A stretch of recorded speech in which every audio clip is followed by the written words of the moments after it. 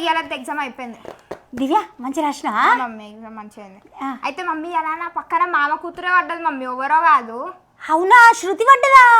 Mummy ఏమీ రాయలేదు mummy. ఏమంటే ఏం చేద్దామంటావు మరి? మీరు రాయలేదు.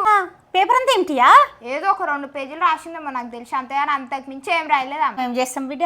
మరి అర్థం ఏమంటది నా బిడ్డ అట్లా ఎందుకండి అంటేనేమో అందరికీ కోపం వస్తుంది, అందరూ హర్ట్ అయిపోతారు. ఇట్లా ఈ ప్రైజ్ వచ్చింది ఆ ప్రైజ్ వచ్చింది అని ఎక్కడికన్నా పోతే చెవులు వలిగిపోయేటట్టు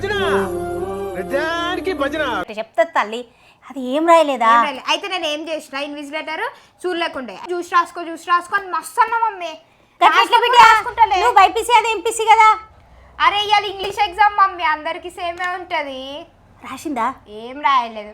తర్వాత బయటకు వచ్చిన తర్వాత అడిగిన ఎందుకు రాయలేవు అంటే, నువ్వు వేరే కోర్సు నేను వేరే కోర్సు అంటుంది మమ్మీ. నేను ఏం చెప్పాలి?